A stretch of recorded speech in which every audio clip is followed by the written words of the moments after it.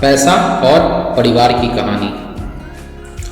रमेश का एक छोटा सा परिवार था जिसमें एक सुंदर पत्नी और दो प्यारे बच्चे थे। उसकी पत्नी और बच्चे हर हाल में खुश थे, लेकिन रमेश उन्हें जीवन की सारी सुख सुविधाएं देना चाहता था और इसके लिए वह दिन में 16 घंटे से ज़्यादा काम करता था। दिन भर ऑफिस में काम करने के साथ साथ वह सुबह शाम ट्यूशन सेंटर में ट्यूशन भी पढ़ाता था। वह सुबह जल्दी घर से निकल जाता और आधी रात के बाद घर लौटता था। उसको बच्चों का चेहरा देखना अच्छा लगता था, क्योंकि बच्चे सुबह जल्दी घर से निकलते ही सो जाते थे और देर रात घर में कदम रखने से पहले ही सो जाते थे। हाँ, रविवार को वह घर पर ही रहता था, लेकिन उस दिन भी वह किसी न किसी काम में व्यस्त रहते थे और परिवार के साथ समय बिताने की जगह काम में ही उसका समय बीत जाता। परिवार बस उनके साथ क्वालिटी टाइम बिताने का इंतजार करते रहते। पत्नी अक्सर उससे कहती थी कि उसके घर पर समय बिताना चाहिए, बच्चे उन्हें बहुत याद करते हैं। उस वक्त वह जवाब देते कि मैं यह सब उन्हीं के लिए कर रहा हूँ। घर के बढ़ते खर्च और स्कूल के खर्च के लिए मेरे लिए यह जरूरी है कि मैं ज़्यादा काम करूँ। मैं उन्हें एक अच्छी ज़िंदगी देना चाहता हूँ। रमेश की यह दिनचर्या वर्षों तक चलती रही। वह परिवार को नज़रअंदाज करते हुए बस मेहनत करता रहा। इसका इनाम भी उन्हें मिला, उन्हें प्रमोशन मिला, आकर्षक वेतन मिलने लगा। परिवार अब एक बड़े घर में रहने लगा। उनके लिए भोजन और अन्य सुविधाओं की कोई कमी नहीं थी, लेकिन रमेश का काम ऐसे ही चलता रहा। वह ज़्यादा से ज़्यादा पैसा कमाना चाहता था। पत्नी पूछती है कि तुम पैसे के पीछे क्यों भाग रहे हो? हमारे पास जो है उसमें हम बहुत खुश रह सकते हैं।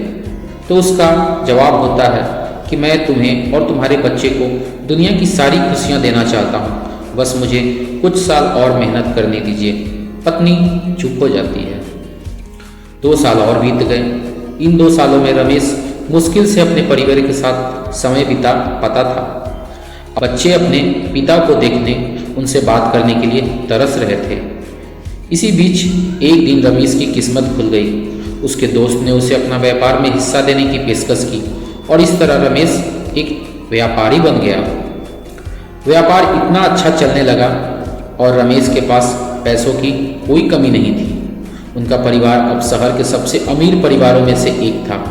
उसके पास सभी सुख सुविधाएं थी, लेकिन उनके पास अभी भी अपने बच्चों से मिलने का समय नहीं था। अब वह मुश्किल से घर पर रह पाता था।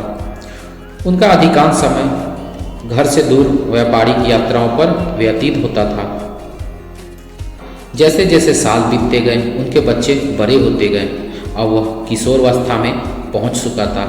रमेश ने भी इन सालों में इतना पैसा कमा लिया था कि उसकी अगली 5 पीढ़ियाँ ऐसो आराम से जिंदगी जी सके। एक दिन रमेश के परिवार ने छुट्टी मनाने के लिए उनसे बीच हाउस जाने की योजना बनाई। बेटे ने उससे पूछा, पापा क्या हमारे साथ एक दिन बिताएंगे? रमेश ने उत्तर दिया, हाँ अवश्य, तुम लोग कल जाओ। मैं कोई काम पूरा करके 2 दिन में वहाँ पहुँच जाता हूँ। उसके बाद मेरा सारा समय आप लोगों का है। पूरा परिवार बहुत खुश हो गया। वे समुद्र तट पर अपने घर चले गए।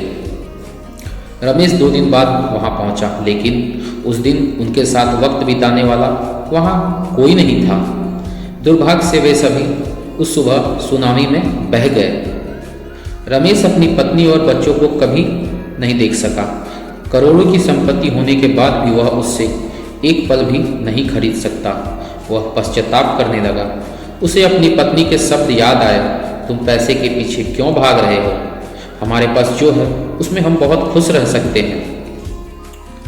तो दोस्तों, इस कहानी से हमें यह शिक्षा मिलती है कि पैसा से सब कुछ खरीद नहीं सकते, इसलिए पैसों के लिए अपने परिवार की अहमियत को कम न करें।